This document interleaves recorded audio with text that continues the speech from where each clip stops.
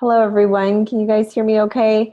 We are officially recording. Welcome to Design 103. This is our third week. We are 1 week away from the final project and 1 week away from this class being over. So like it or not, time is flying by. It's flying by for me anyways. So now, I was grading the assignments over the weekend, and I've got to say, you guys are really quick learners. I'm very impressed. The majority of the class turned in some excellent work. Good pen tool exercises from week one. I think you guys are getting the hang of it. And then for week two, what do you guys think of Life Trace? Pretty sweet, huh? Super easy to use. Yeah, and it can really do some cool things, and you can do a lot of really neat manipulations with it and get really creative with it. So I hope that you guys had fun with it. Now, can you see my PowerPoints, Brianne? Okay, good. Just want to make sure they're showing up. Okay, let's look at week three. Okay, so today we're going to talk a little bit about the discussion question, and we're going to be looking at other graphic designers. Now, I really like this week's discussion question because I don't think that you can grow as a graphic designer if you aren't familiar and study up on previous graphic designers' work. If you don't see trends and patterns and styles, personal styles, then I don't think you'll be able to identify your own. So I think it's really neat to be able to review and study up and kind of see the work that was done by other people. And you'll notice each one kind of has their own flair, their own little trademark way of designing things. And so this discussion question asks you to review a graphic designer in the past or present, that's fine, and kind of analyze their work and talk a little bit about it. So I want to delve into it, and I would love to see examples. If you're your graphic designer that you're studying up on is Milton Glasser, then I want to see examples of his work, things that stood out to you, what appealed to you about it. So talk to me about it. Use some terminology that we're using in class and things that you're learning, tools, maybe kind of analyze what tools he might have used and how he got that effect and why you liked it and why it grabbed your attention. And most of these, I put a short list of some graphic designers that have been studied in the past in this class. Some previous ones, they're kind of the more well-known, famous graphic designers. And you'll notice as you look some of the logos, you'll see, oh, I know this company, or I use this product all the time, or this brand is very familiar to me. So you'll kind of see very familiar things, and you would never have known. You would have put a name with the designer who did it. So it's kind of neat putting a name with a face and seeing who was the face of that logo, who came up with that really creative trademark. So hopefully you guys have fun with this discussion. I want lots of examples, lots of visual examples, and again. All right, so who else do we have in class? Let's see, Go family. Who is this? Diego Galvin. Okay, perfect. All right, let me pull up my mute everybody coming in so there's no reverb. Okay, so welcome, and let's jump right into it. So I usually like to start off the class with the daily checkpoints. We go over the quizzes so that we know exactly what the answers are. I sometimes get them wrong, but at least you know not to answer the answer that I gave. All right, so you better watch a tutorial here. Move handles independently. We're talking about the pen tool here. Hold what, and then drag with the direct select tool. What is your guess? This is today's daily checkpoint if you guys have taken it. Thanks, Diego.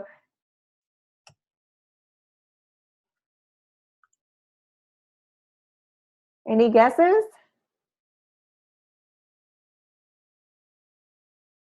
I wonder if anyone's taken this one. Let's try shift. Let's see. No. Hey, Kim, how can I help you?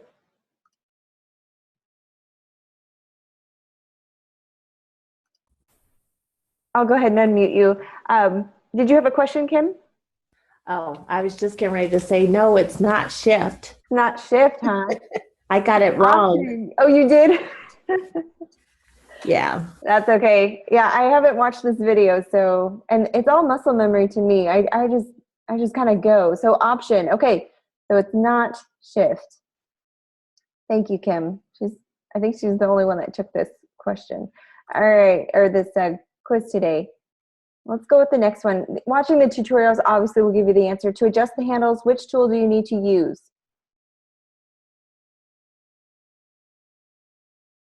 Any guesses? I would think the direct selection tool, so we'll go with that one. Okay, so there's that one. Go to the next one.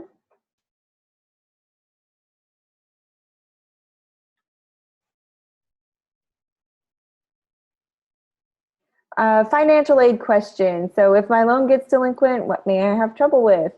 Is it signing up for utilities, getting homeowners insurance, getting a cell phone plan, getting approval to rent an apartment, or all of the above? This is probably going to affect credit either way, so I would think all of the above, right? Yeah. Don't be late on your payment.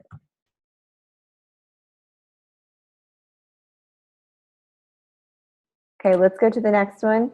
Oh, whoops. Made me take it again. All right, let's go to the next one.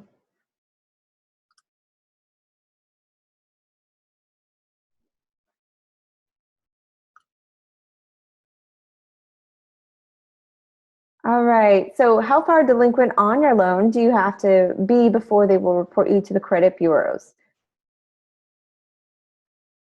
So I would think 90 days. It says at least 90 days would be my guess. Let's go to the next one. We're just going to fly through these ones because we've got a lot to cover today. We want to get to the design portion of today's class, don't we? Okay, so another video to watch. RGB is used for what? What would you think? Graphics, print output, screen output, or paint output? Screen? Yeah, exactly. The answer is screen. You print in CMYK, if you've heard that before. And there's no such thing as paint output. So anything on your computer screen, so that's why graphic designers and web designers, they use RGB. All right, last one. What happens when you click X on your keyboard? The letter X appears on your screen. You can toggle your foreground and background colors, escape, or command. What's the shortcut? I have no idea, to be honest. Let's see. But you can toggle your foreground, toggle colors. That'd be my guess. Okay, so you can toggle your foreground and background colors. So on your toolbar, the fill and the stroke, you can toggle those colors. Perfect. Okay. Real quick, while I've got you here, we're going to look at the discussion real quick. I want to remind you, every Wednesday before midnight at Mountain Standard Time, you have to have your first initial post in for it to count, to get full credit. So make sure that you post. Again, you're supposed to be studying up on designers who are also vector artists. Usually if they're a graphic designer, it's one-in-one, like it's all the same. So just find someone with inspiration. There's the iSpot here for some inspiration and some help. I also listed a whole slew of designers that you can pick from and study and grab art. And I want you to share examples. Some are logo designers, if not most of them. Share some logos. Like I said, some of the brands that they've designed for are very familiar. So you should have no problem having enough content to share. So make sure you do that. Also, I've noticed that what's hurting some people is that they're not citing their sources and following APA format. So we need to make sure you do that, okay? And proofread, because if there's any misspellings or grammatical errors, you get docked for that. So this should be easy points. So make sure that you do that. If you're grabbing a photo from somewhere, make sure you cite the source, okay? Yeah, just make sure you're doing it properly as well. So with that said, that's the discussion. We're also going to be talking about our assignments. Have you had a chance to look at week 3's assignment? Any of you?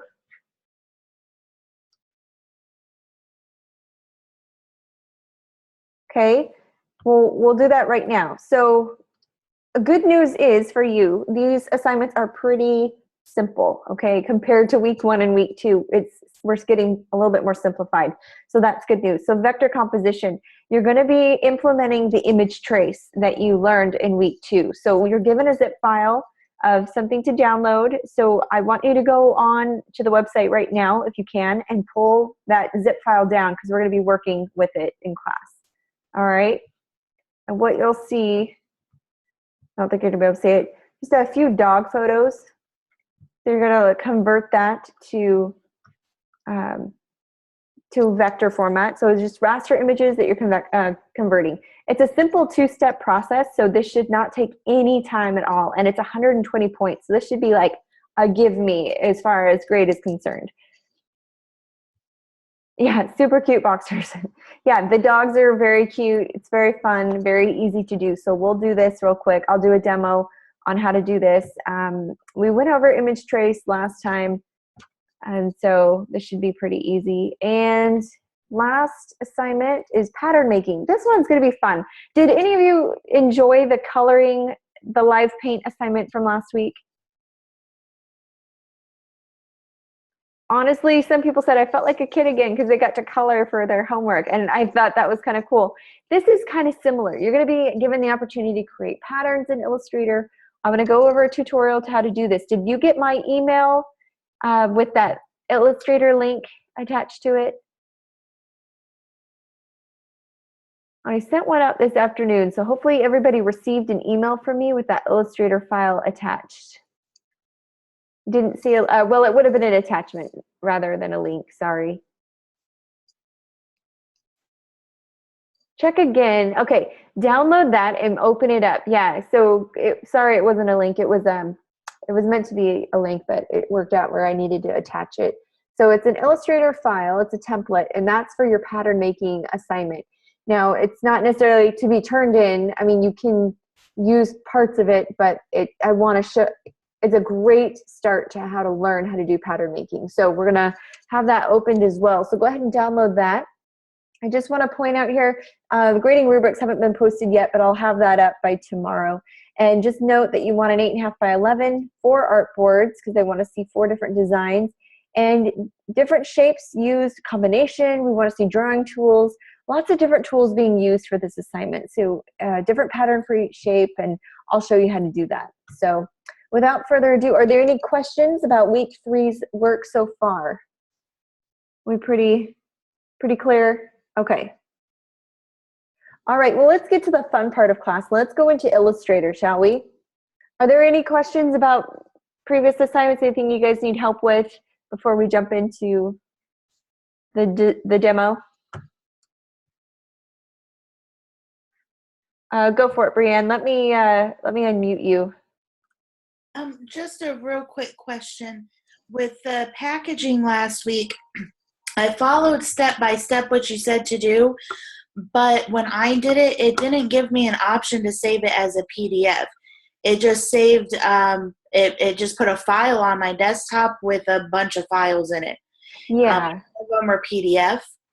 Okay. And I sat there and watched the video 3 times and wrote down what to do and tried it over and over again. So then when I went to submit, I wasn't sure if I was supposed to sit there and submit each individual file to you because I couldn't submit the whole folder. Got it. Okay, that's a great question. So let me show you real quick. Illustrator and InDesign, if you're at all familiar with InDesign, package a little bit differently. One of the differences is that InDesign will actually create the PDF for you, which is really nice. When you're packaging, it throws it in that folder for you. Illustrator, you kind of have to take one extra step with it. When you're packaging a file, so say we're packaging this file, I'm going to go to File, and there's that handy button that says Package, File, Package, and I click on that, and then you'll give it a name. So this will be example package, and then me. Okay, and then just leave things checked as they are. Click Package. You just kind of follow the steps. Hit OK. All the fonts are fine. Hit OK. And then on your desktop, it turns it into a folder. So you had that folder, right, Brianne? Yes. Yeah, okay. So when you get to the folder, you right-click on the folder and select Compress. So what that does is it zips the file for you into a compressed folder. Or That's the step I missed. yeah, so that was the one thing. Have you zipped a file before? No. Okay, so let me pull up my desktop. Oh, my messy desktop. Okay, Let me so see. package, and then click folder and hit compress. Yeah, and let me pull up mine so I can do a demo for everybody. I'm just going to change my desktop real quick because it's so messy. One second. Let me clear it off real quick. I'm gonna throw everything in there.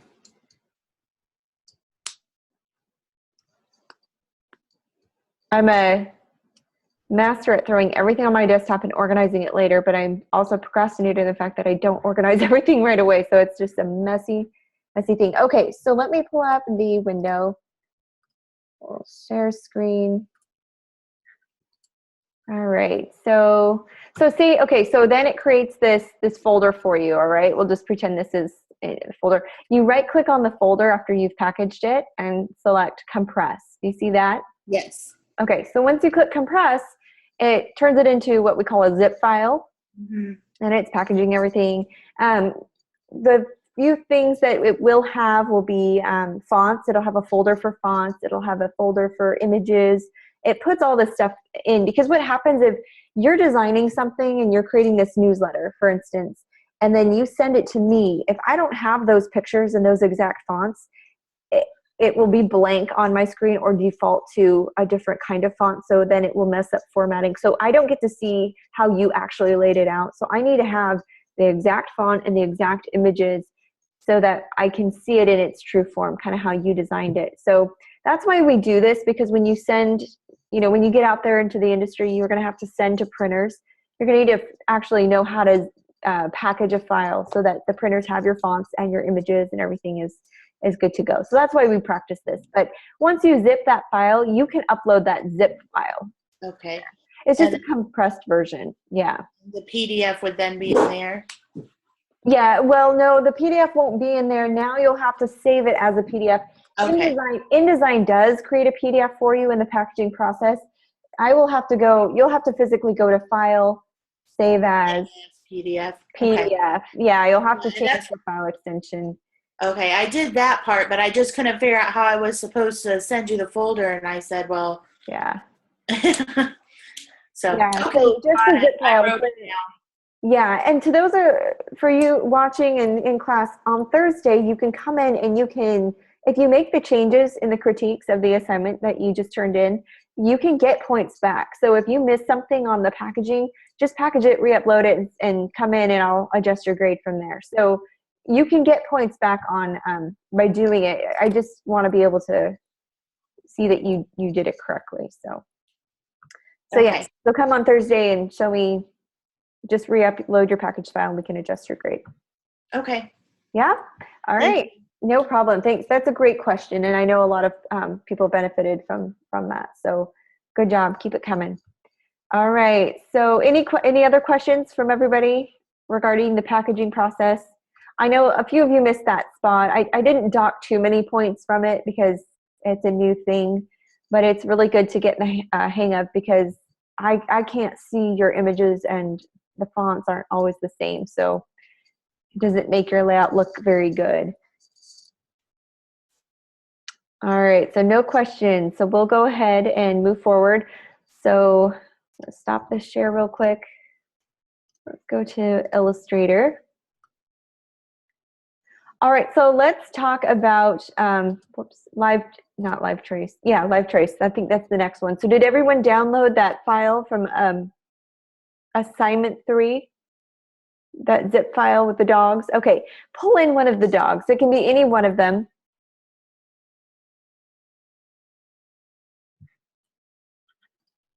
And I'm going to open,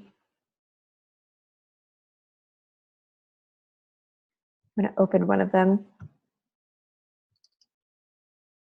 Okay, so we'll do this guy here. Oh, isn't he cute? So there he is. Let me know if you need more time to pull in a photo.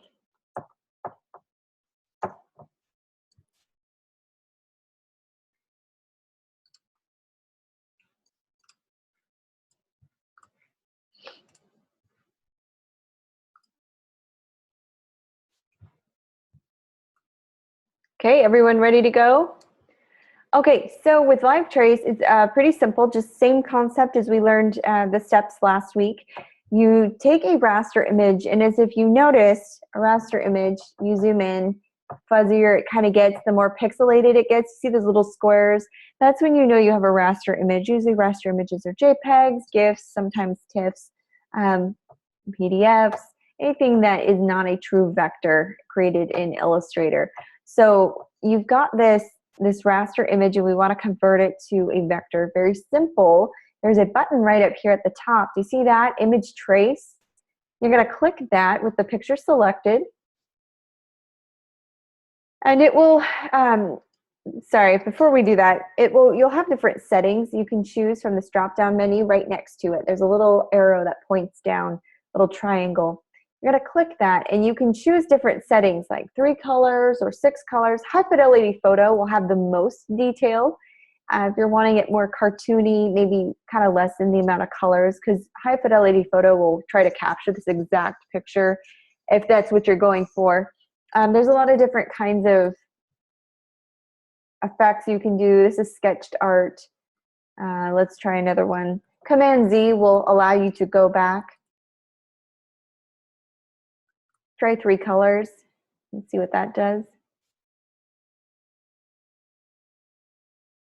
Okay, so 3 colors. There is another, whoops.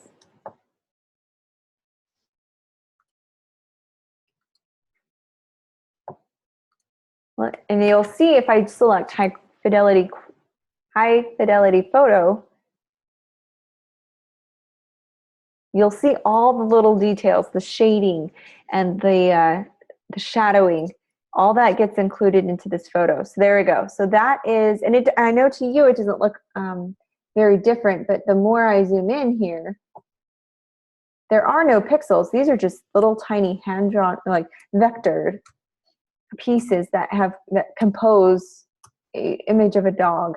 So rather than pixels, this is now a vector image. So I can scale this as large as I want. I can put it on blow it up and put it on a billboard or a poster, anything that's larger than life, and it will still maintain its true high quality imagery. If this was a raster image, I wouldn't get it any bigger than 8.5 by 11 without it starting looking blurry and fuzzy and low quality. So that's the difference between raster and vector.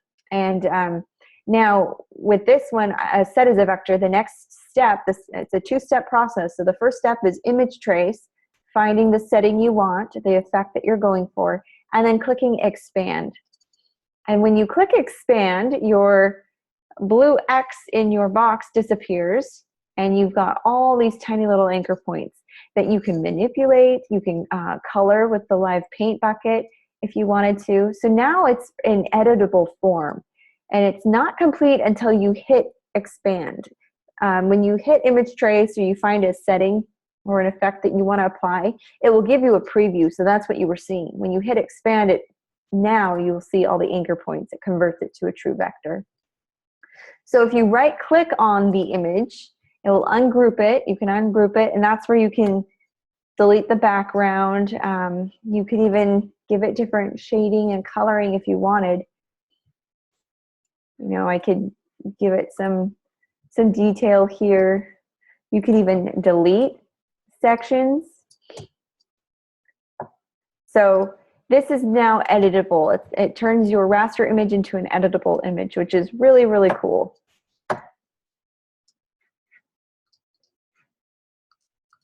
All right, any questions about that process on how to do image trace? Okay, so what I'm going to do is give you guys about 2 minutes on the clock to pull in your image. Hopefully it's already in. And I want you to play with the setting. Let me know when you're ready, and I'd like you to share your screen so I can see it done. Let me know if you want to volunteer your screen.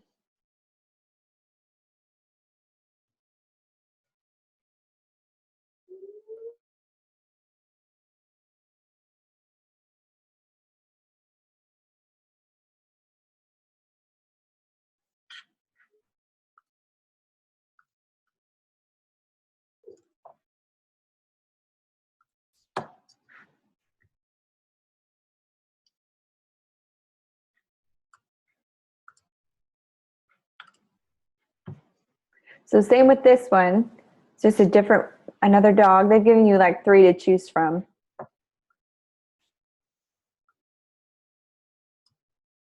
Oh, and they're so cute.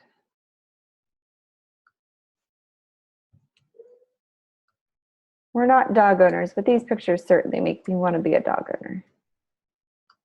All right, so with the photo selected, you go to image trace, or you can select an effect that you want. I'll do black and white logo, see what that does.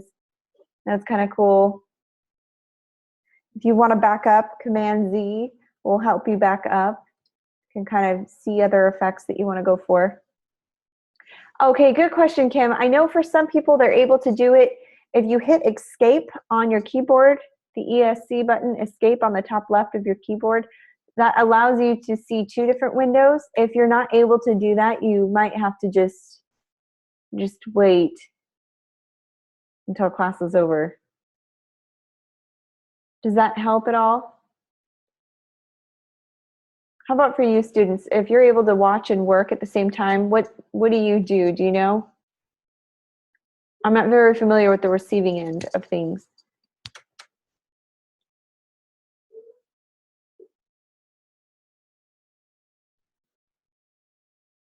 Yeah, escape and then shrink the screen side by side is what Brienne says.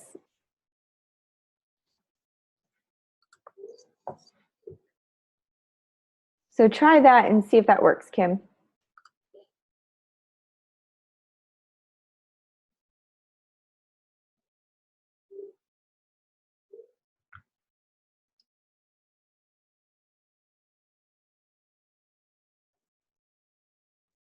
Okay, so once you have the preview, Brienne, you'll hit expand.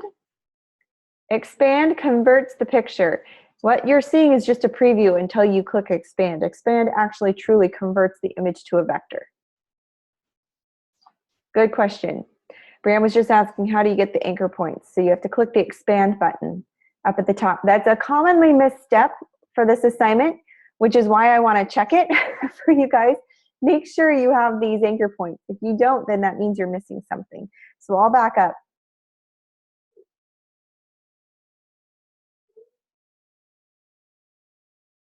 So once you selected your JPEG and picked the kind of setting that you want, you have to click expand, and then it will immediately convert it for you. But until you do that, it's still in preview mode.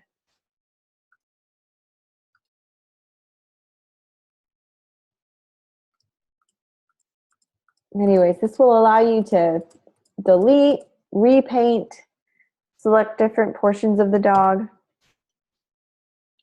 All right, who's ready? Who wants to share their screen?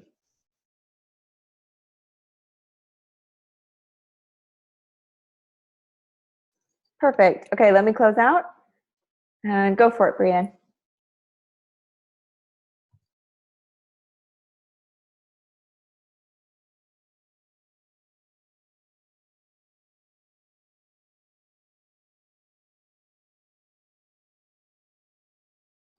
Great job. So as with the anchor points, you can definitely tell that you pulled that in. Excellent.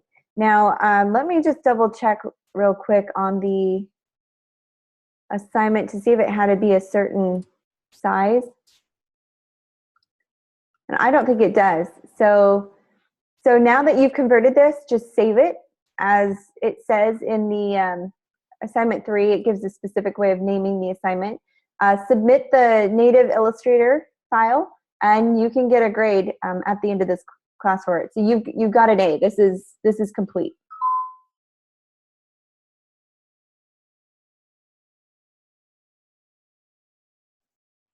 Good job. Awesome. So 1 assignment down. That wasn't too bad. Who else would like to share the assignment?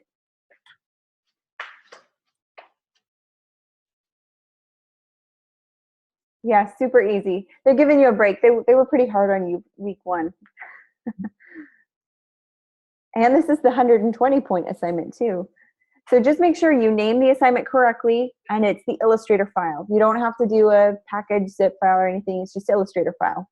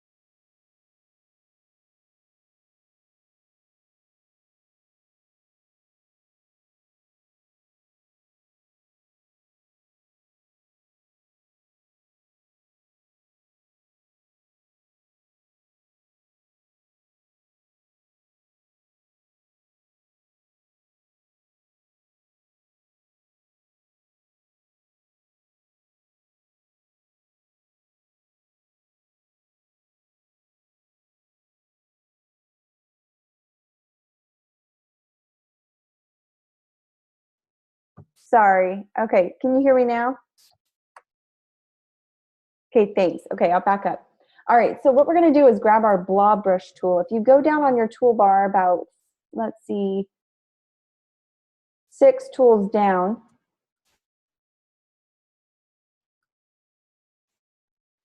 no, it's about 9 tools down, or Shift plus B on your keyboard. The blob brush, it's hidden under your paintbrush tool. So Shift, hold down Shift and B will bring it up. To make a pattern, it's pretty simple. You'll just need to create a simple pattern. And once you do, you practice grabbing. You can grab it and pull it into your swatches. Just click and drag. You'll see that plus sign. It'll show that you're adding something. Okay. So before we begin with this, I want to talk a little bit about pattern making. I want you to play around with it as I'm talking so that you're not totally bored. But the first things first. So creating an abstract background. Okay. When you are, oops, sorry. Okay. Can you see my Illustrator screen?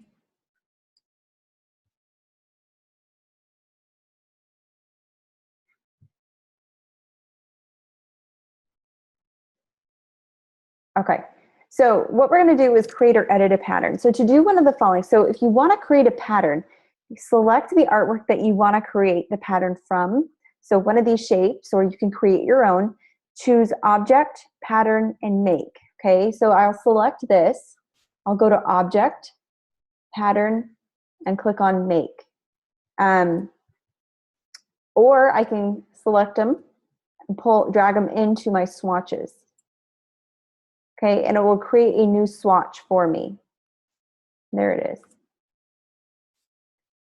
So I want you to practice grabbing like the star and dragging it into your swatches. So what will happen is if I clicked on this cactus now and I select my star, it fills it in with my pattern, okay? So that's kind of neat. And what you can do is once you filled it in, you can give that star a different color. I want orange instead. Whoops. Go back to the star. Just double click on that star in your pattern box, and this will allow you to edit the color.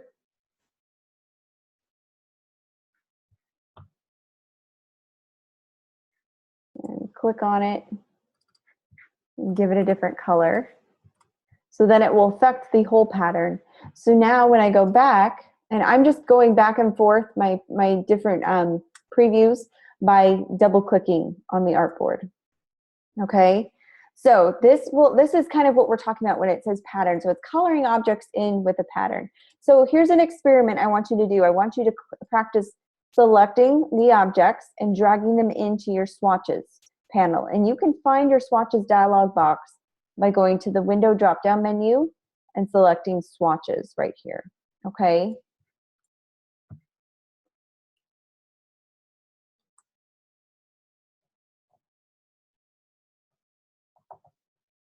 Are there any questions so far?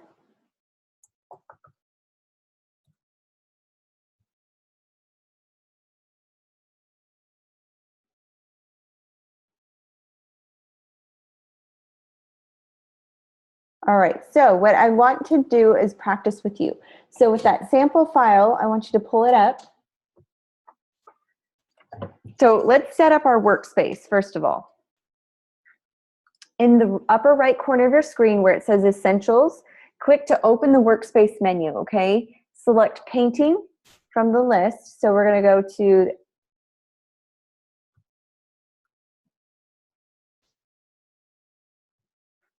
actually, all we really need is our swatches panel. So what we'll do is just pull up our swatches panel. So make sure your swatches panel is selected. And now to apply a pattern, you want to use the selection tool and click on the pink cactus, okay? Right here. So click on that pink cactus shape in the illustration, okay? And make sure it's selected. At the top of the swatches panel, click on the pink fill square so that it's in front. We want this pink fill square. I'll move this this toolbar here. Do you see this pink fill square on your toolbar? It needs to be in the foreground. It needs to be in front. The last swatch in the panel is the pattern named Pink Cactus, if you've thrown it in. So right here, let me select it first, and then select the pattern that you want to include. Okay, now you can click on that swatch to fill the selected shape with the pattern, or you can deselect the shape by clicking the gray area in your workspace. Then I can deselect it. All right, so kind of have some fun with this for just a minute, and I want you to select each individual shape and kind of give it a different pattern. You can get creative with it. Practice dragging. I want you to practice dragging these in.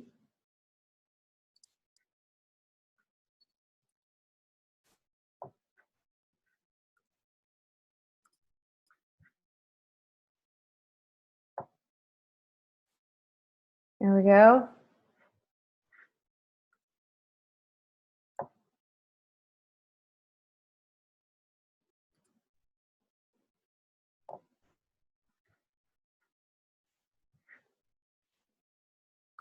Kind of give each object some color. Now for this assignment, I'm okay if you turn in this assignment, but I want it to look different than what I have here, okay, on this example, because obviously you can't take the example and submit it as your own work. So what you can do is, if you don't want to, and it doesn't have to be this complicated. I mean, you don't have to draw a cactus or draw any vector for that matter. It could be as simple as a square on your artboard, and I'll show you. So it could be just this black square that you fill in with a pattern. Whoops. Like that. I'm going to grab this green one, and I'm going to click and drag it in. So now that gives me a pattern. So have fun with it. It's a similar thing as coloring in, but you can now, that's using these patterns. I want you to learn to create your own, so we're going to go over that, but I want you to kind of play around with it for a few minutes. Are there any questions about how to apply patterns?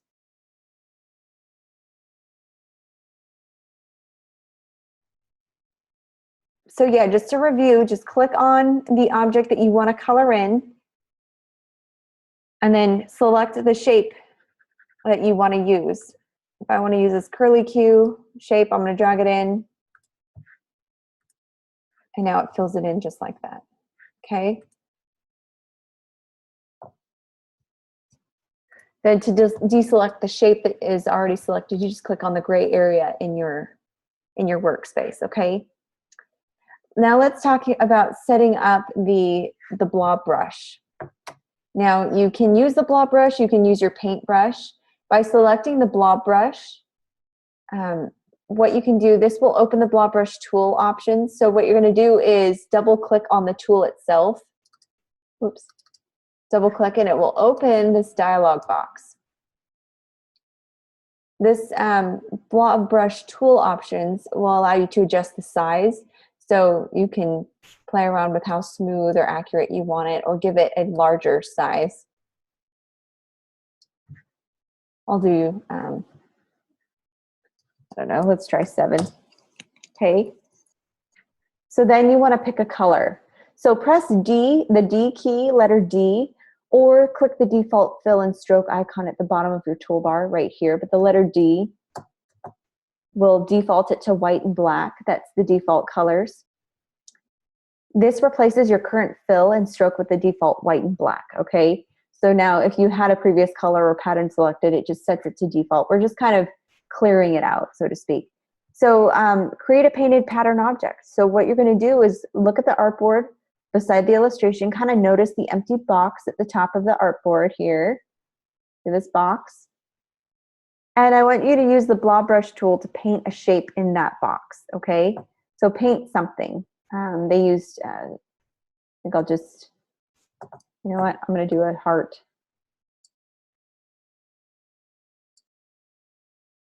Kind of color it in. It is a terrible, terrible looking heart. I'm going to try that again.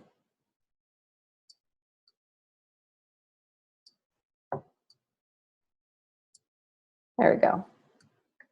I'm gonna color it in. So it can be any type of shape, but I want you to practice doing this to kind of get the hang of using the blob brush. All right, so there's my shape. Now, if you need to zoom in, you can hold Command, or if you're on a PC, hold Control on Windows and press the plus and minus keys. So Command or Control, depending on Mac. I'm holding down Command. Command plus will allow you to zoom in. Command minus zooms you out. So when you zoom in, this is a good way to kind of see your detailing.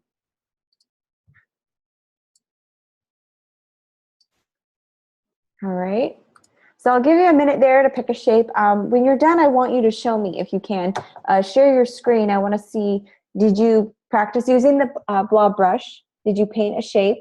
And then I want to see that you can drag and drop the patterns into the swatches panel, okay? So if anyone wants to go first, please let me know. You can share your screen.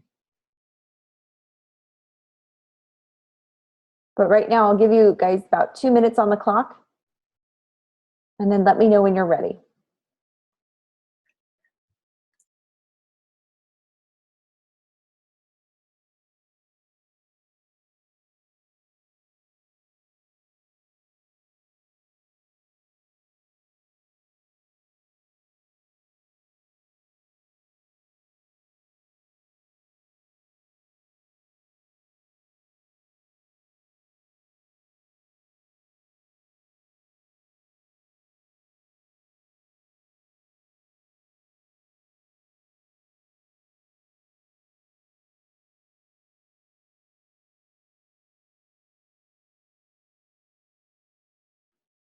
All right, how's it coming? Any luck? Easy, hard?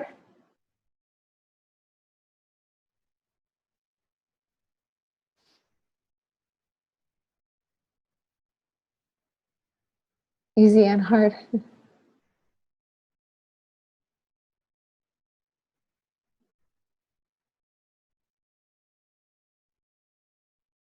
Okay, who wants to demonstrate the shape? Show me the shape on the blob brush tool. Does anyone have that?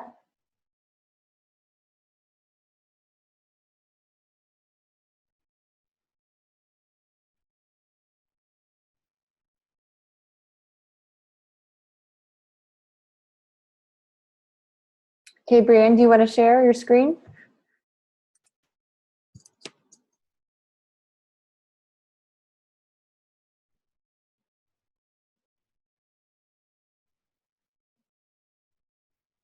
Perfect. Oh, excellent. You've already filled in your objects. Perfect. Okay, so I love this, this pattern that you've created. Now, what I want you to do is grab the selection tool and highlight it, because we're going to create your pattern. We're going to drag it into the swatches panel if you're finished with it. So highlight the pieces. Yep, drag it in. Perfect. Now apply it to one of those objects on the left. So just select something.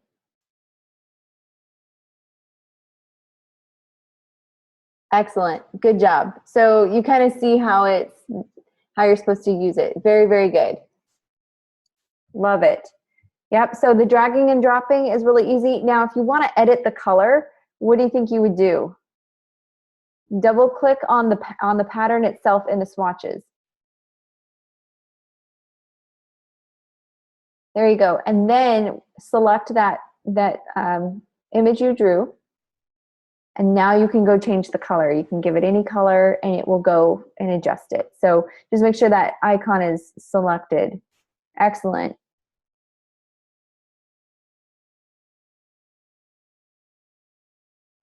Perfect. And then it applies it to the entire pattern. So super, super fun. Very, very good. So yeah, so that's the basic concept there. Thank you for sharing. Okay, so here I provided a grid or a brick, hex by row or column, and a actual brick shape on this panel here. This is to allow you to draw your own panels. How do you get out of this screen? It should have exited for you. Do you see my screen now?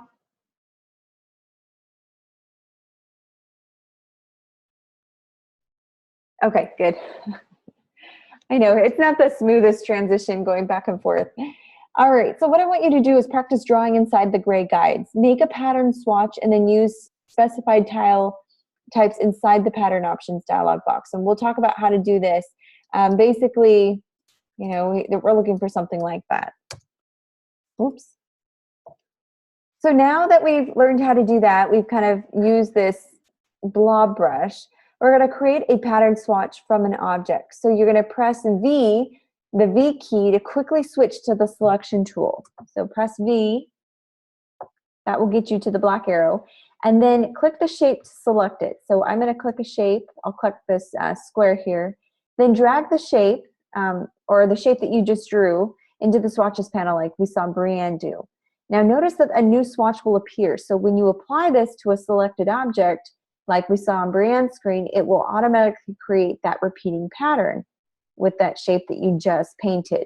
So that's the cool part. Now, I was talking to Brianne about how to edit a pattern.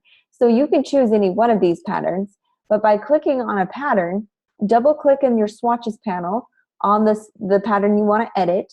And in the swatches panel, once you double click the pattern, in this panel, you can name the pattern. You can give it a name.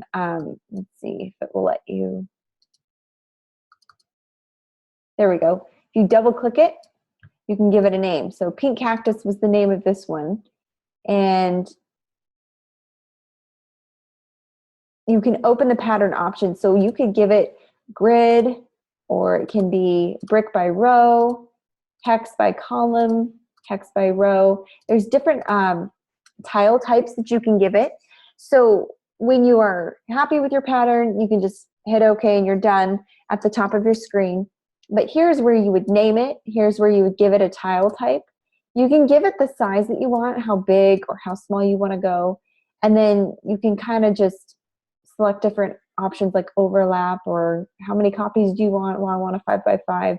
And so tons of options. If you want even more options, you can even click this top right portion here. But this is all you really need to know. So by doing that, so I want you to practice editing one. I want you to double click on one and give it a new name. So give it a name. This will be green cactus. This is on a grid panel, but I'd like to see it hex by row. That's kind of cool. Or rather brick by column. So kind of change it up a little bit. And then I think that's all you really need to alter. But just basically double clicking on the swatch will allow you to rename it and allow you to pick the tile type, which is important to know as well. So I'll give you 2 minutes on the clock to practice that. So you'll double click on a pattern swatch, give it a new name, pick the tile type that you want. You can even adjust the sizing of it if you really want to, and then other options here at the bottom. And once you're happy with it, just click the X to X out. What's cool about this too is that as you're making alterations or changing things up, this will show you, it will display the changes. So it gives you kind of a preview before it applies the effect. So if you're not happy with it, you can always go back to where you had it. So play with that for a minute. Are there any questions so far about how to rename tile types, how to create a pattern? Hey Norma, thanks for joining us. We're just working in that Illustrator file that I emailed everybody.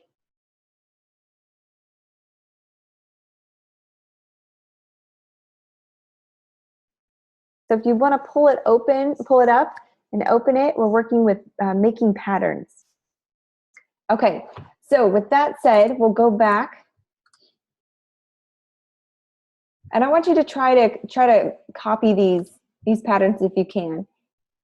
You know, try to mimic what they have, so you can see how they got that effect.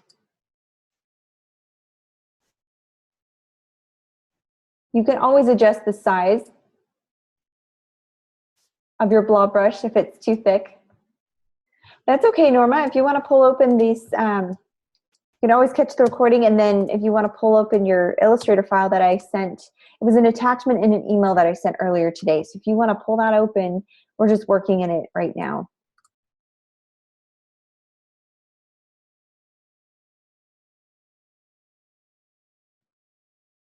All right. Okay, so here's the experiment. So use the shapes that were provided here to make a unique pattern, manipulate the pattern options. You can even apply the patterns that you created to all the other objects in this illustration. So I want you to have fun coloring them. You can even play with the border and add some kind of a pattern to it. I want you to make this yours. You're welcome to turn this in as your assignment, but again, it just has to look different than the example provided to you. We don't want it to look like an exact replica, but you can, I want you to play around with patterns. Feel free to create your own. We added some kind of fun finishing touches to this illustration. You can just create different, textures. You can do the patterns, and then you can select the object and adjust opacity. That's another way to do it. So you can adjust opacity so you can get kind of a different effect. So I can select this wave. It will allow me to adjust the opacity.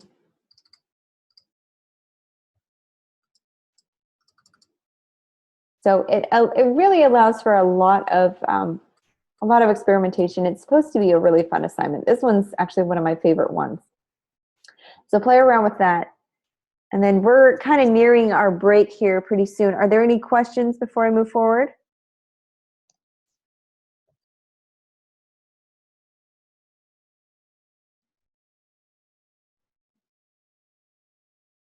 Norma, were you able to get that file open?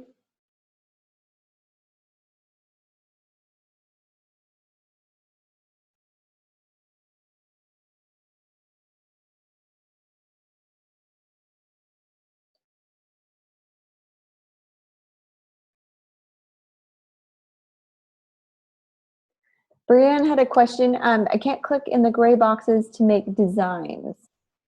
Inside these ones here?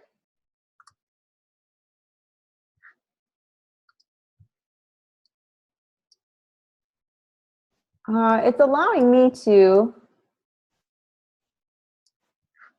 You see that?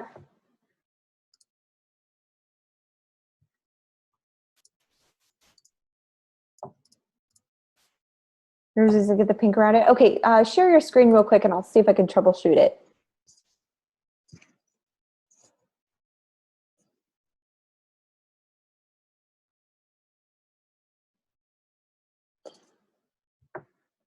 Can you hit share screen real quick? There we go. All right, let's take a look.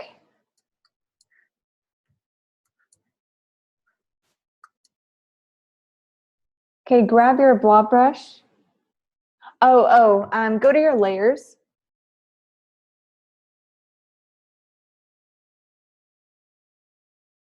Do you know how to access your layers dialog box? It should be under your window drop-down menu. Go to window. There it is. Okay. Oh, sorry. My chat box was in front of it. Unlock the layers. Probably you only need to unlock that top one. That should allow you to. Now try to do it with your blob brush. See if it'll. There you go. Okay, good. So you just needed to unlock it. Yeah. No, that's just fine. It's pretty common. I forget to unlock layers. Good. So have fun with that. We're going to take our 10-minute break right about now. When we come back, I'm going to show you another way to create patterns. In fact, this is going to be really cool. You guys are beginners, but you're going to be creating something that you'd probably see on stock art website. So this will be a neat way to create a pattern in your to do it a little differently. So this one was kind of preset for you. You're kind of hand drawing your pattern. You can do it with shapes. You can do it with the line tool, and we're going to kind of experiment with that a little bit when I come back. So are there any questions before we go to break?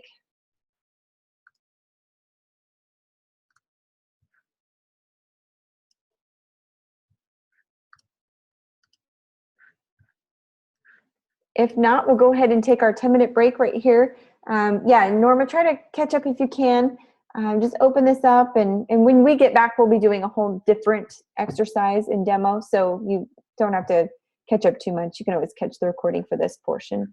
But that's great. Any other questions?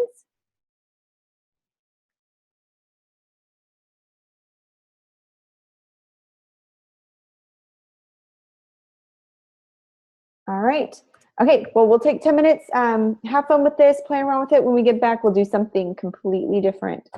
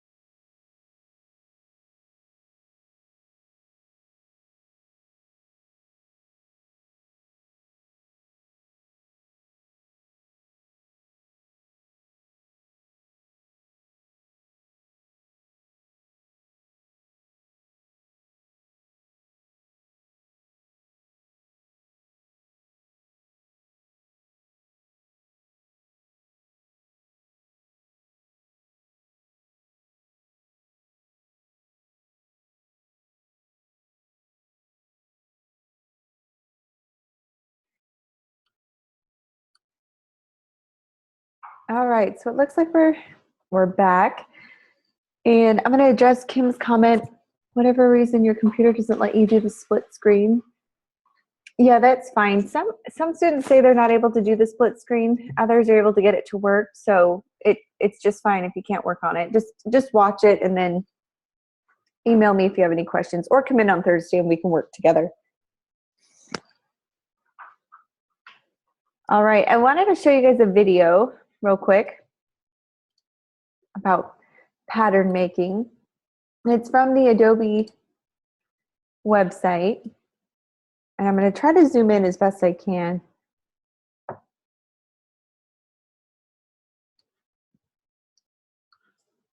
you can see it. So kind of defining a pattern is what we're going for. Can you guys see it okay? Let me know if you can hear it.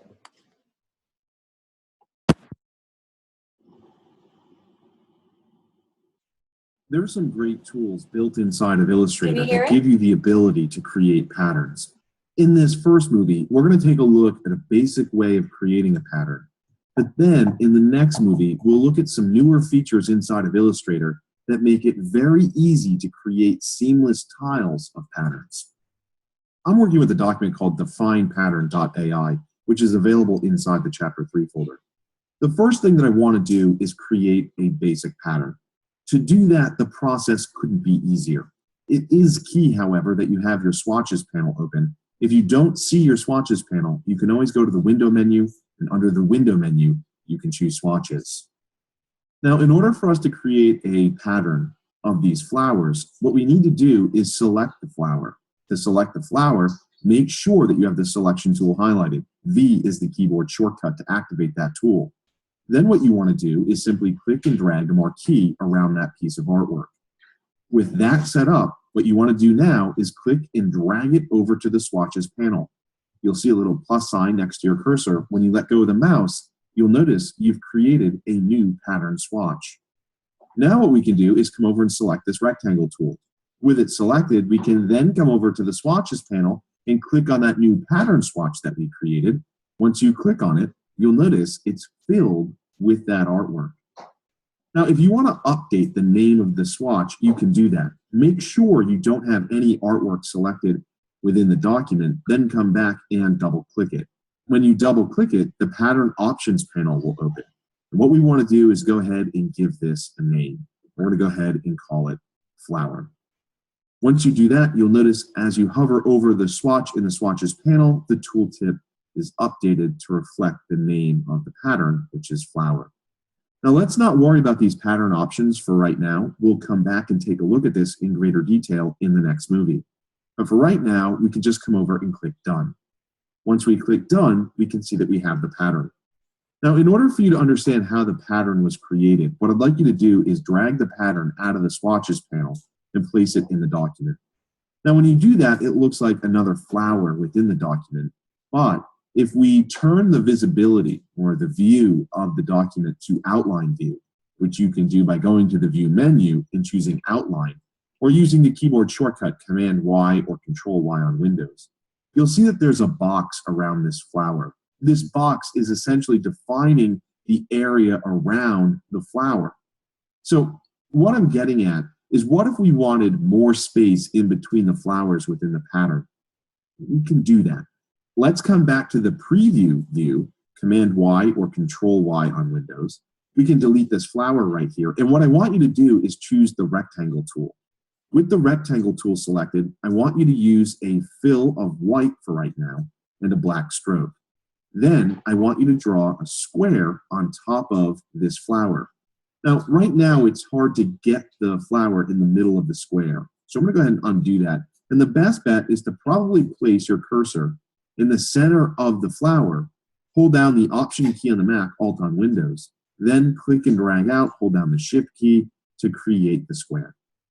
Now, once you do that, you want to place the square behind the flower. So with the square selected, you can come up to the Object menu, and from there you can choose Arrange, and then you can choose Send to Back. The last thing that we want to do is we want to remove the fill and the stroke from that box. All we want this box to do is define the area around the flower. Then you want to select both the flower and the box. So press the V key on the keyboard to activate your selection tool. Then click and drag a marquee around both objects. Now we know if we click and drag this to the swatches panel, it will create a new pattern. That's not what we want to do. We want to update our existing pattern. So if we click and drag, we can place this on top of the flower, and all you have to do is hold down the Alt key or the Option key on the Mac. You'll see a dark border around that original swatch. When you let go of the mouse, you'll notice that you've updated that existing pattern. So this, again, is a basic way that you can define a pattern. In the next movie, we'll look at how we can go about creating a seamless pattern based upon more complicated artwork.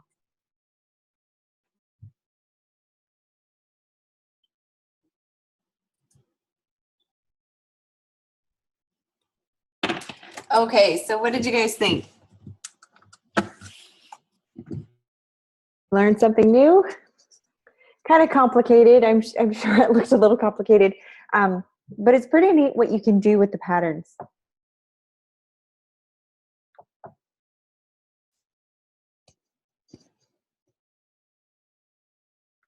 Yeah, it's pretty neat. And then if you ever have a chance to go on to the Adobe website, they have a lot of helpful materials.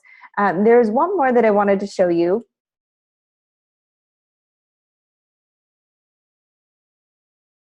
Let's see. Oh, that's not it. I think this is it. Okay, we're gonna watch this one more. Oh.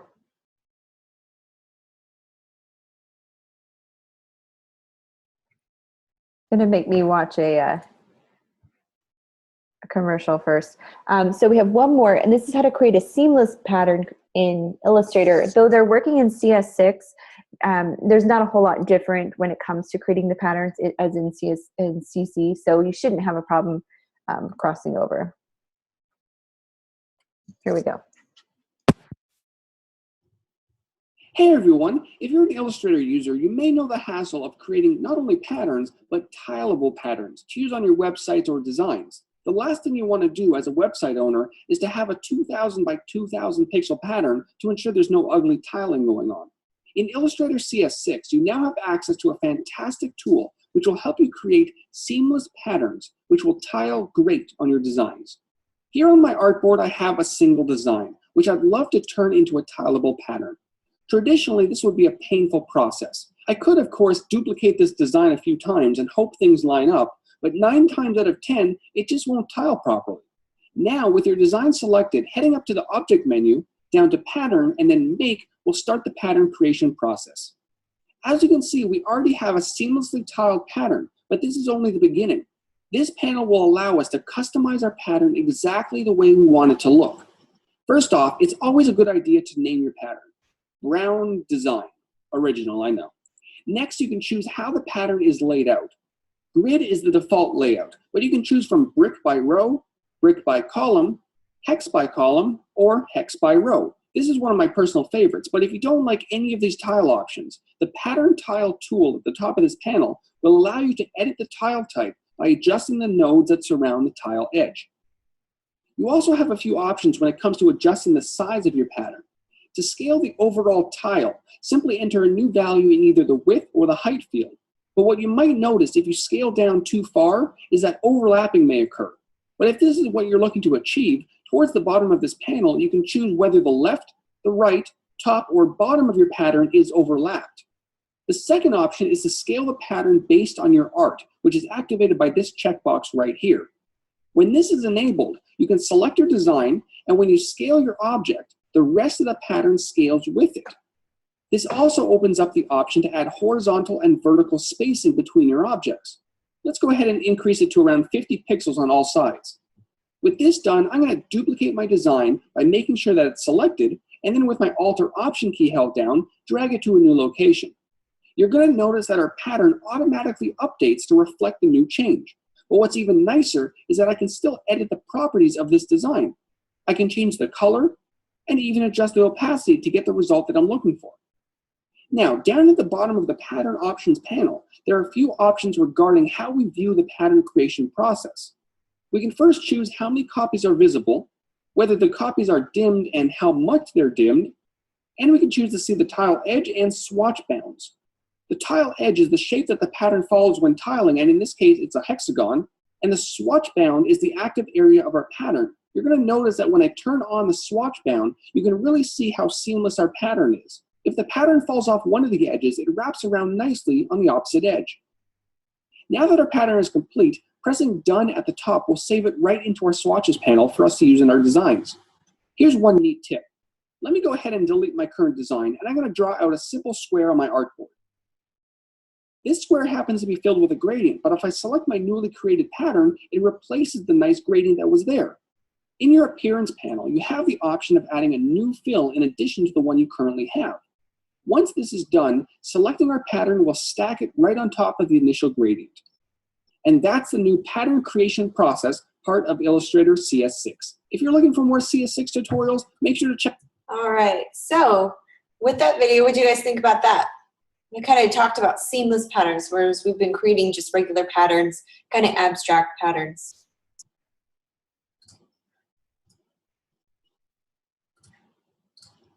Kind of neat, huh?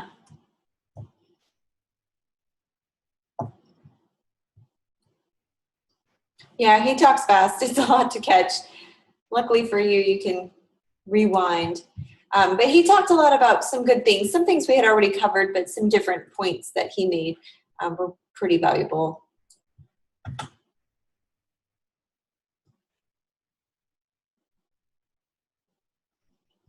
All right, so let's move forward. We're going to be talking about step blends, okay? Have you guys used step blends before? This is one way that you can make a pattern. Okay, so step blends are a lot of fun, and the way we're going to start is you can just create any size artboard. It doesn't have to be a certain size. I just did a true square. My artboard is about 4x4. It looks like, yeah, 4x4 is what it looks like. So if you're creating a new document, you'll go to File, New,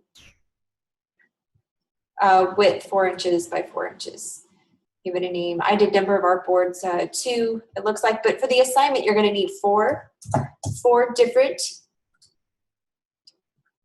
patterns, okay?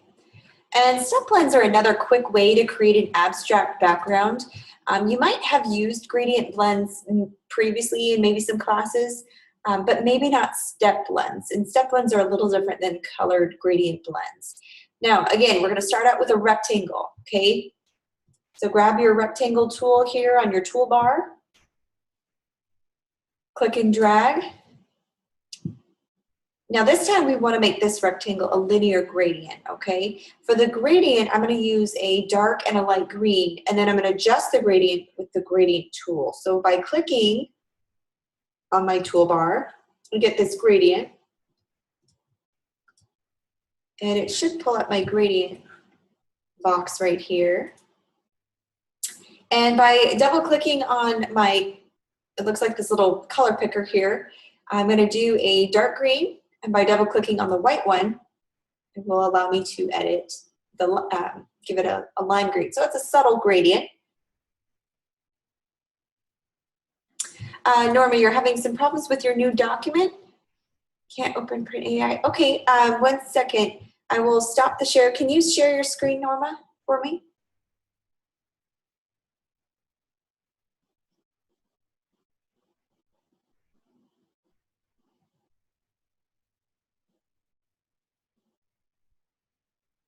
If you click the share screen button,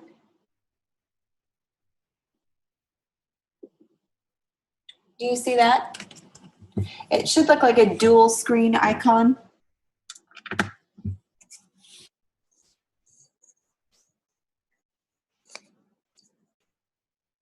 There you go.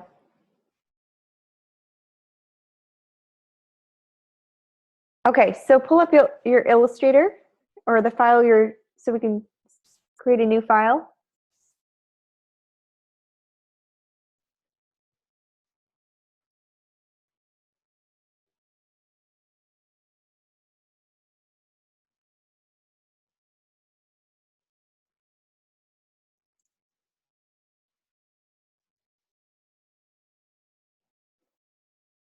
Okay, and then Norma, what I'm going to do is unmute your mic so that you can talk if you need to ask a question. Okay, so I just selected new. you're just trying to create a new document, is that right? Yeah. There's the error message I get. Okay, so hit OK and go to your file up at the top. Hit OK.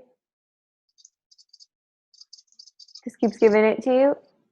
There you go. There's your new document. I'm not quite sure It what it was won't go doing. any further.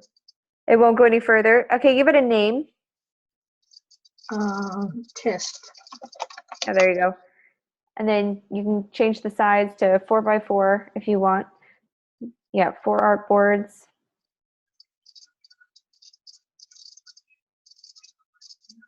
Don't worry about that. You don't need to worry about the size. Under the width and height is where you can adjust it if you want. You can do 4x4 is usually a good square. And then hit OK.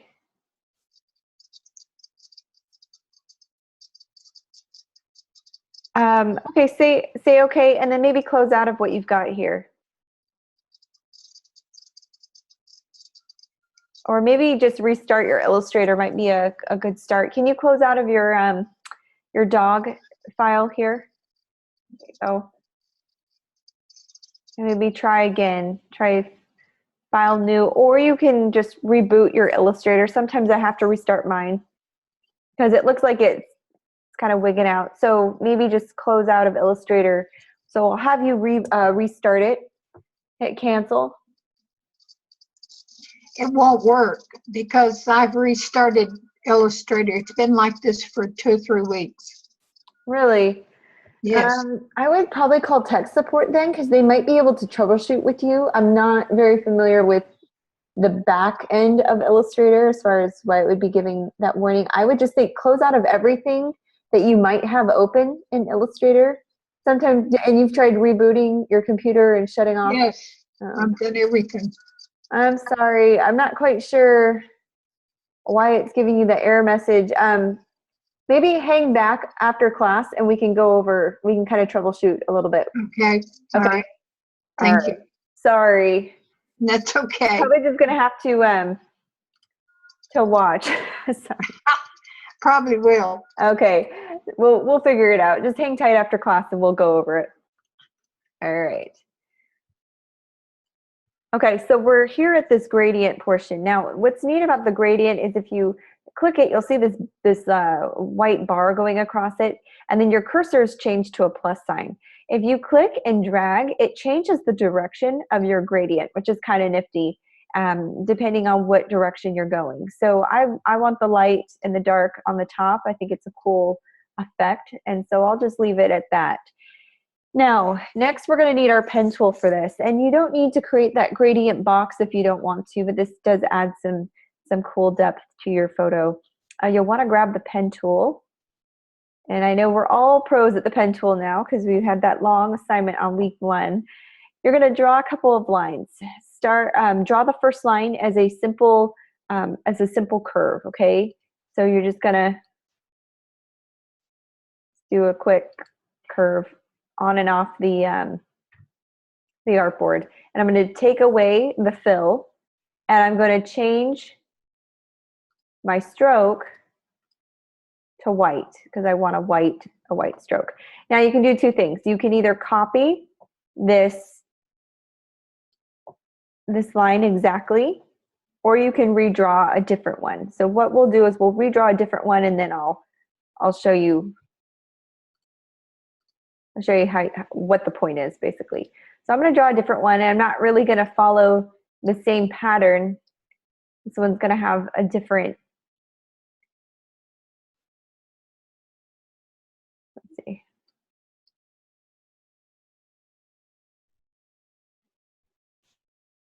A different pattern with it. And with this one, there's also a tool called the Smooth tool. It's hidden under your pencil tool right here. And this allows you to kind of retrace the line to get the effect you're looking for. So if it wasn't a very smooth drawing, you can kind of go in with your smooth tool and kind of go over it until you smooth out those anchor points, okay? So that looks about right.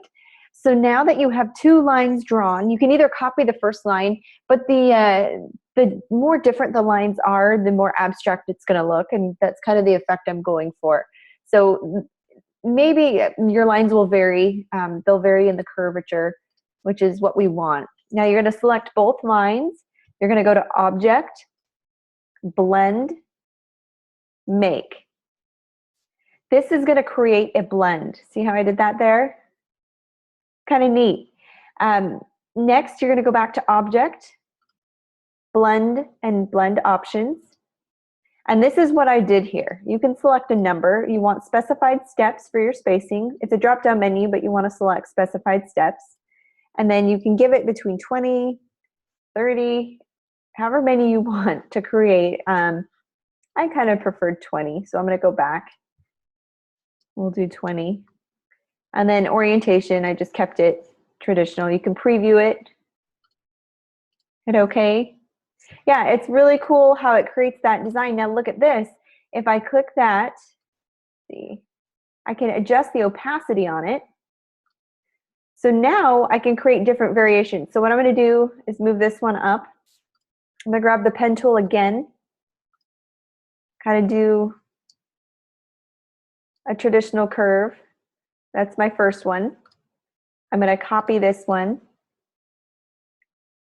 Remember how you make a duplicate? You hold down Alt or Option on your keyboard and click and drag. You'll see the dual mouses, the white and the black. That means you're about to make a copy. And just click and drag your object where you need it to be. And remember, select the 2 objects, go to Object, Blend, and Make. And then it will give you that same effect. Now, if I go back to Blend Options, how did I select both lines? That's a great question. So you hold down the Shift button if you ever want to select more than one object. And what that does is it kind of clusters them, it groups them a little bit. So you'll hold down the Shift button as you select both objects. So by going to Object, Blend Options, I can adjust the amount of steps I want. I can do more, and then I'm going to bring this opacity down, way down. And you can kind of overlap them, and it gives a really cool effect. I'm going to get a little crazier with the curvature. I'm going to do something a little different, something that kind of has, oops. So this is when not needing to be accurate with a pen tool really pays off. Because the more abstract your line is, the better effect you're going to get. So you don't have to be good at the pen tool to do this one. So holding down Shift and selecting both lines, you're going to go to Object, Blend, Make. And what I'm doing to get the effect that I'm looking for is I'm kind of going back and forth between 20 and 30. And I'm adjusting the opacity. Some have 70%, some are more than that.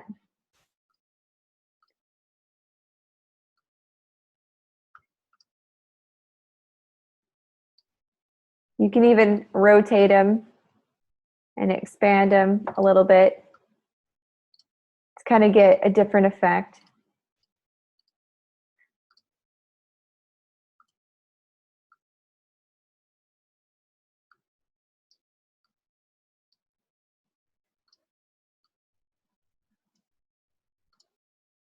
All right, so then when I'm done with my design, and you can do this all day long, all just different designs, different patterns, I'm going to create what's called a mask, a clipping mask.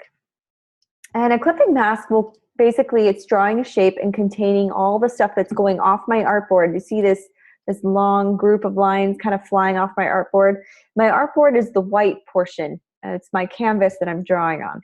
And so I want to contain these lines so that it looks clean. It doesn't look like I've got things overlapping, falling off the edge. So what I want to do is create a clipping mask. So I'm going to grab my rectangle tool to do that.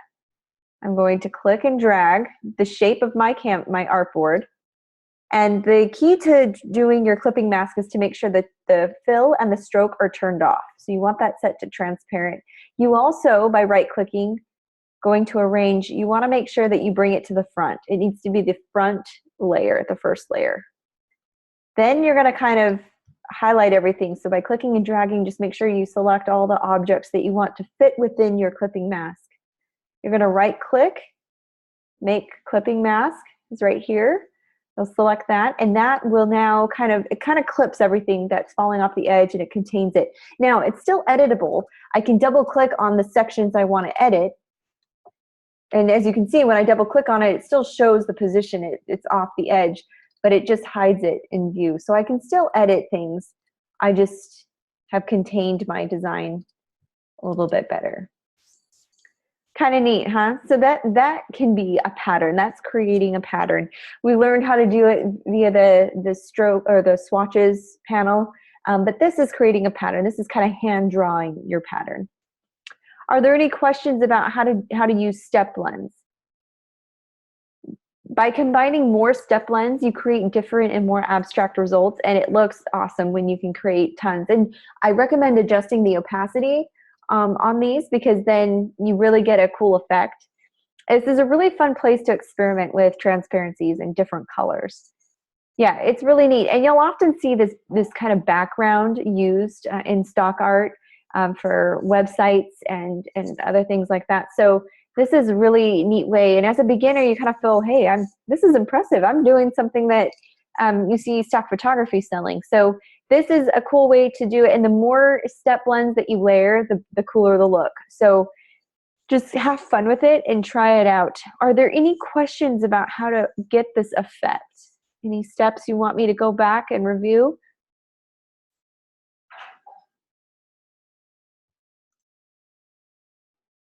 All right. Okay, so perfect. So we're going to continue. So that's one way to do this assignment. So that can be one pattern that you've made. Another one that you can do, I'm going to just grab the same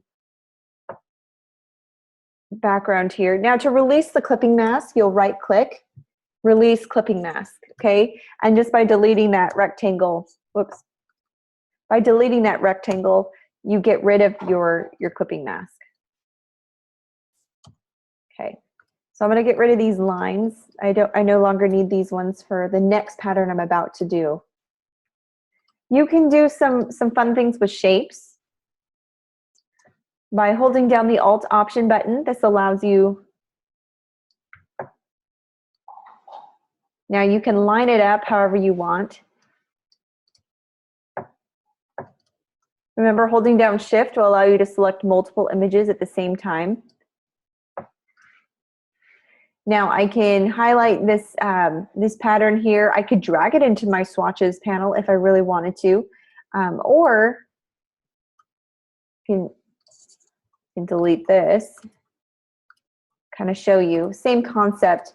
Select the two objects, go to Object, Blend, Make, and now it kind of makes a really cool design. Now you can alter the specified steps, so we'll go to 10. So now you can really start seeing a shape. And I'm going to grab my swatches panel right here. And by clicking this and dragging it into my swatches panel, it now makes it a pattern. So I'm going to delete this. Let me see where it is, where it got saved. Undo that one. There we go. Now I can delete it. Now I'm going to apply that pattern into my gradient. Oops, it applied it to my stroke. You definitely want to make sure your fill is in the foreground. I totally forgot to do that. So make sure your fill is in the foreground before selecting your pattern, because we want that to fill. Oops, let's undo. Give it a different color so I can actually see what it's doing.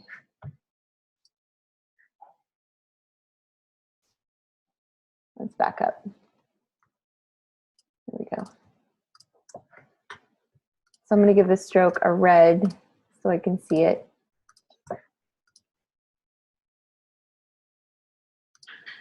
There we go. See if it'll let me do this. There we go.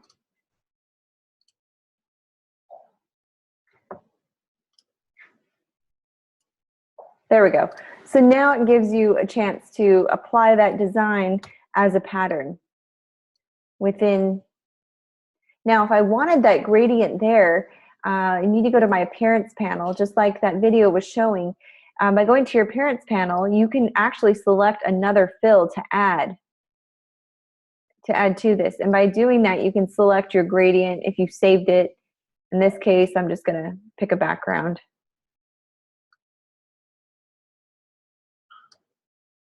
There you go. Or you can change the color of your square. Oops.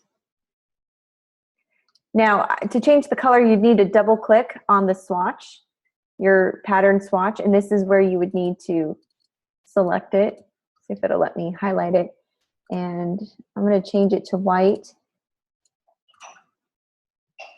like that. Click done. There we go. So now it allows me to create that pattern. Now by selecting that pattern, I also want to adjust the opacity of it so that it's a really subtle pattern. Let me double click on. I'm going to go to the opacity. You can make it really subtle. I don't, it's not working. Let's see. Click on it. There we go. And the opacity, there we go. There it goes. I'm going to do a really light opacity. So now you can still see it, but it's very subtle. So that's another way to create a pattern. You can have fun with just doing the shapes. So what this does is it saves you a ton of time from laying shapes side by side, creating your own pattern. You can create a cool design and then do the step blends to multiply it. So you can do multiples of your design. Are there any questions about that? Sorry, that was a little messy.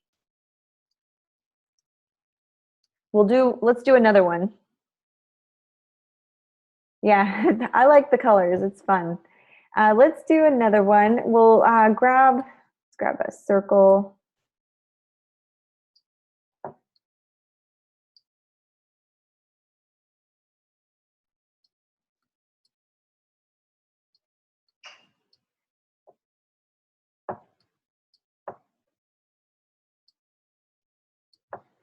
So I've kind of created my own little pattern here. And by doing that, what I'm going to do is, now that I've taken it, I'm going to give it a color. And really, I can adjust the color to be anything I want. But at this point, I'll hit OK. And I will grab a rectangle. Oh, whoops, sorry, getting ahead of myself. Once we have the pattern established, highlight the pattern, drag it into your swatches. So now I have that swatch in there. Let's see where it is.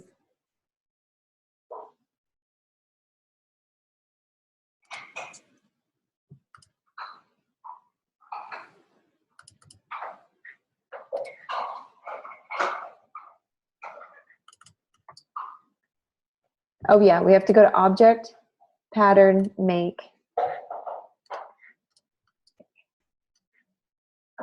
Let's put it in there. So you can play around with that, and then what you'll do is you can do a colored background, or you can use the template that I assigned you or sent to you. You can use this one and apply that pattern that you created into here. So I do want to see that you did a pattern. You at least tried to make one of your own. So I can take one of these and pick one that I've done.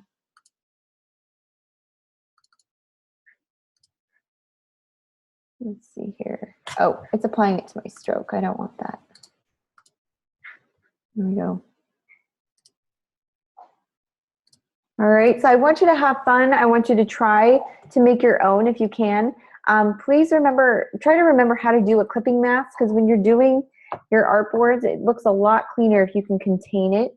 I'll go over it one more time. If you grab the rectangle tool and just trace where you want it to clip. Remember, the stroke and the fill does need to be off. Highlight it, right click, make clipping mask, and then it clips it. But it's still editable by double clicking on the item you want to adjust. And you can even shift things around within the clipping mask, and it'll move the object, but it will still contain it. So it's not going to come off your artboard at all.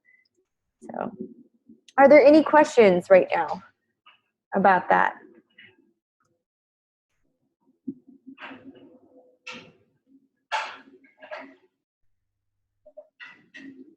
No questions? Okay. Let's go over one more. I know I'm covering a lot, but I figure if we have the time, we might as well learn how to do these different effects. Some of these you may find useful, some of them you may not use, but let's see. I'm going to close this off. Keep my swatches up.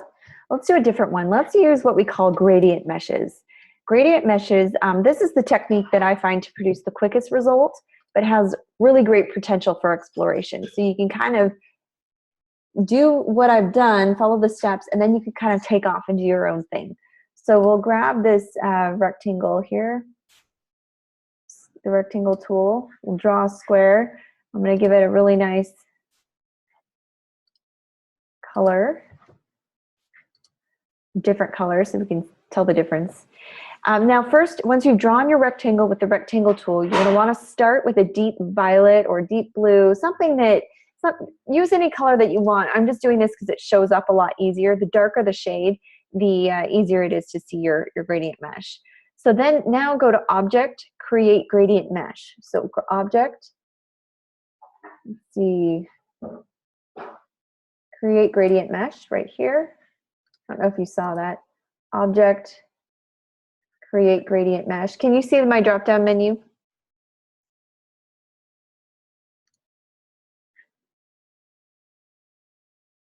Now in the dialog box, you're going to want to change rows to about 10 and columns to 1. Those are kind of the settings you're going to want. You're going to press OK. And now the rectangle has 10 rows separated by 11 mesh points on the left and right sides of the rectangle. Okay, right here, these little points right here, anchor points. Now with the direct selection tool, I want you to grab and drag these mesh points. Start with the second mesh point from the top left. So grab the selection tool, which is your white arrow. This allows you to edit anchor points, and you're gonna kind of bring them up, okay? Each one individually. This kind of gives you can kind of see where I'm going with this. It's giving me this little effect that I really, really like. You want to try to keep it as straight as possible. As you can see, I veered off the beaten path there a little bit, but try to keep it lined up perfectly to get a perfect effect. If you go off a little bit, it kind of looks muddled. Yeah, of course. So you're going to start with a color. You're going to pick a color, grab your rectangle tool, click and drag. Give it a dark color. I'm using a dark blue, or you can do a dark violet, whatever appeals to you. The darker the color, the more this will show up, okay? If you go to Object, Create Gradient Mesh, you're going to enter in 10 rows and 1 column.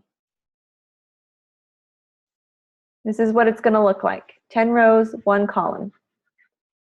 Hit OK. You're going to grab the direct selection tool. And by doing that, you're going to kind of slowly move up each left-hand side anchor point of these lines, okay? You can go in as far as you want or out as far as you want, but I'm trying to go for evenly spaced. Now, because they're anchor points, you can have a tendency to go off, and we don't want that. It is easy to manipulate it off the board, so we're going to just kind of try to stay along the line of your, if you have a bleed line or you can follow the edge of your artboard, that's fine too.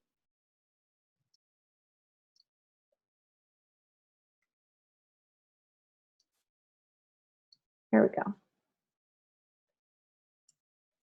And the last one.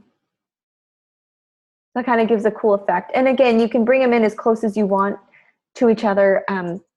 This is fine for now. So now when you move the left mesh point, the connected right mesh point didn't move, right? It's just the left side that moved. This created this curve, this really cool curve that's going to come in handy. Next, do all the same for all the mesh points, just like I did. I did all 10 of them. On the left side, this is the only one that you manipulate. You don't touch the right side, okay?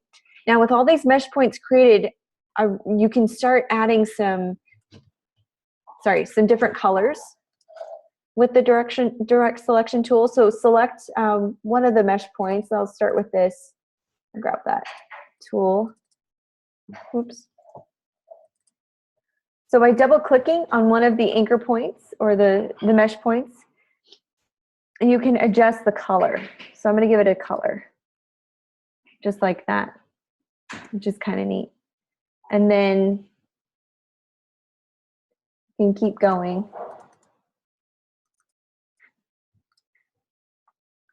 So it just gives it a little different effect. So this is considered a pattern.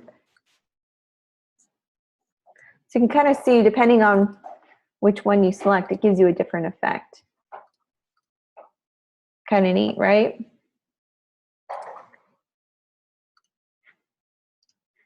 So again, these are really cool tips for designing backgrounds.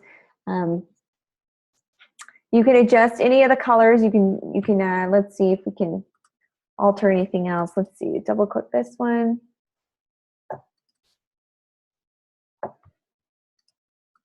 You can adjust the opacity on it. It will give a different effect.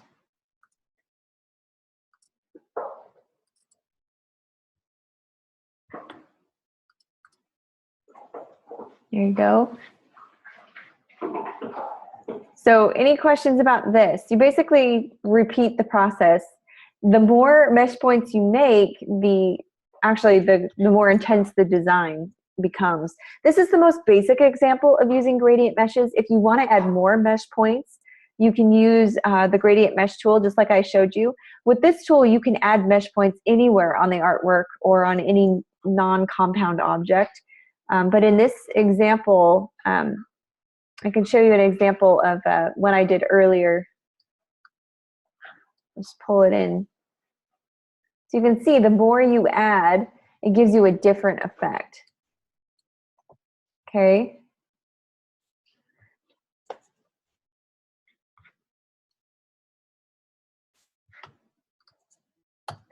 So it gives kind of a neat effect and a neat pattern. So as you're doing these patterns, where did my other one go?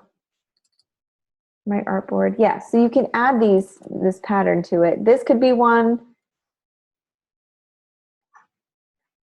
So it says 4 different artboards. So you can what you can do for this assignment is, and this is perfectly acceptable, you can copy this and you can take certain elements from it if you want.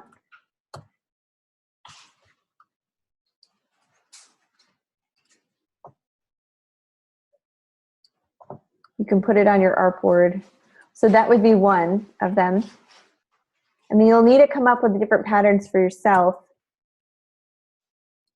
once you've applied these patterns onto these objects. You're basically demonstrating to me that you created 4 different patterns, you know how to apply them, and you know how to create them.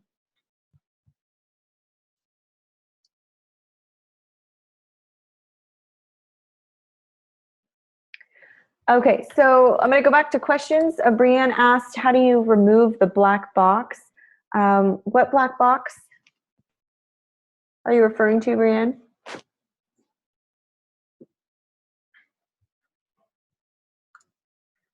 Here, I'll unmute you. So, in the blue and pink design, yeah. in the background of it, there's a black box. So did you draw your box bigger than the artboard? That's a great question. So when you're creating a new document, so the red line represents a bleed, and I don't know if any of your other classes have talked about this, but when you start getting into the print classes, you're going to need what's called a bleed line. In this case, you don't. It's just habit.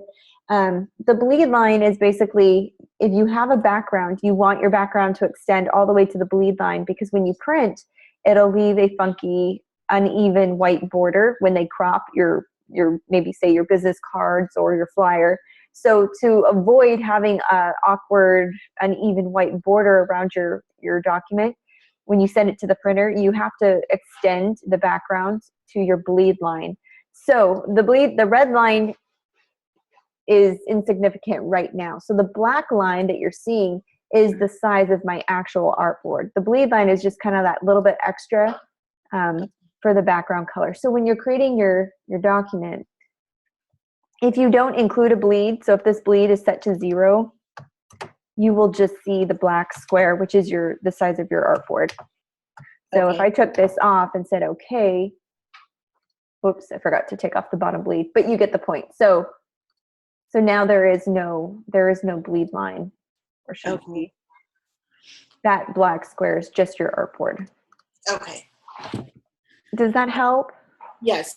I was just making sure that you Yeah, sorry.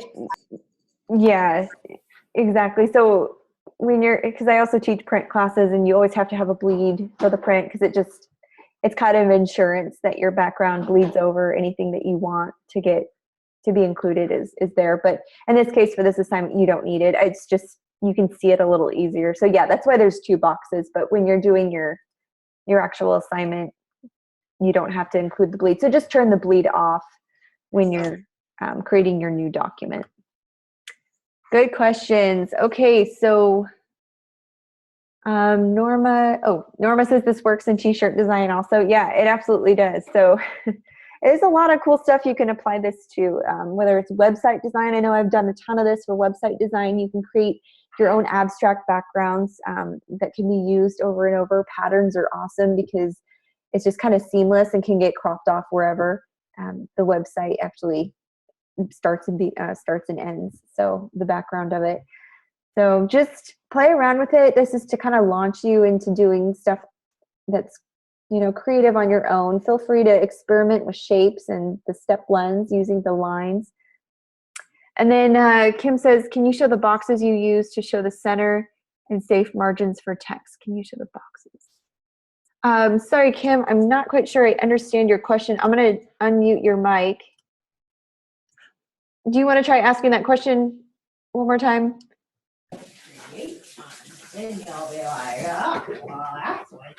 Kim, can you hear me?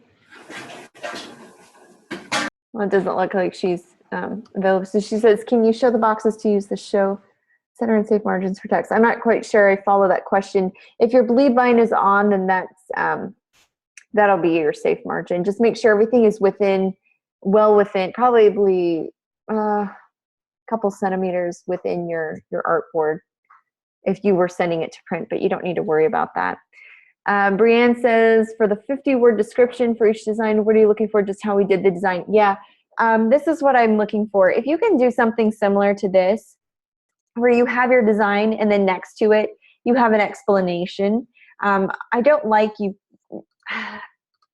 I'm not going to be picky. I'll say this. If you want to just put your text over your beautiful design, then go for it. But I just think it ruins it. Like if you're going to put a 50-word explanation, I don't necessarily think it should go on top. So if you can create extra artboards, that would be great. So what you could do is maybe you could number them, and then on one artboard, you can just list your explanation. So in this case, this would be number 1. This one would be number 2. And then you can put your explanation here at the bottom on a white artboard. So you can just number it 1, 2, and 3, and 4, and so on, so that you have an explanation and then you've got the corresponding number. That's one way to do it. Another way to do it is when you're creating your assignment, you can go in and add a few extra artboards. Another tool that you'll probably want to use that can come in handy for this assignment, if you want to add a smaller artboard next to each one, like this, you'll just click the artboard tool right here. You'll click the X on your keyboard. It's the fill. And then this can be where you put the explanation You can resize it any way you want.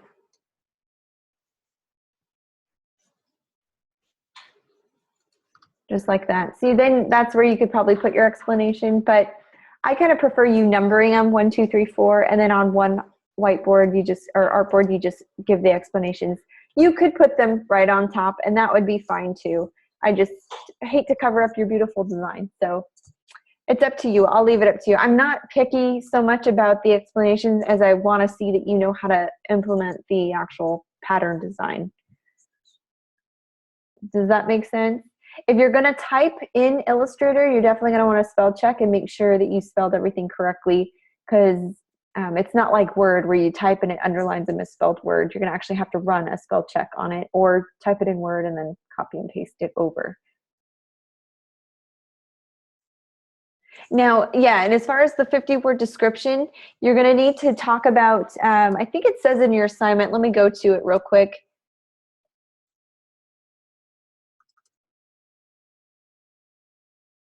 Yeah, talk about the tools, talk about the pattern.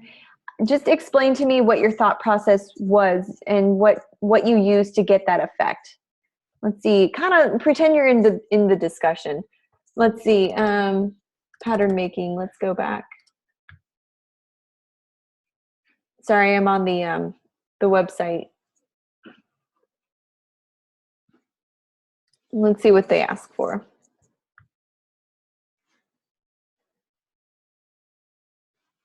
Okay, now they're asking to create a new document at 8.5 by 11 with 4 artboards. So please pay attention to the dimensions. You will need an 8.5 by 11. So same concept. Go to File, New. Down here it can say 8.5 by 11. Hit OK. And that's the size of your artboard. That's what you're going to need for the assignment. As far as the description, yeah, you're going to need to just design and describe what you did. So what tools did you use? How did you get the effect? So in this case, I would say for my use terminology that we've been learning. Where is that file? Here it is. So for number 1 here, I can say, well, I used the gradient tool. I created the green gradient. I use step blends to create an abstract pattern. You can talk about using gradient meshes if you do a design like that. This one here. Just use the terminology basically and explain to me how you got that that pattern. You can even say, yeah, I used the step blends, and when I did that, I set it to specified steps. 20 was my spacing, and I set the orientation to align to page. And that's how I got that effect. So just kind of describe in detail what you used. Good questions. Any other questions?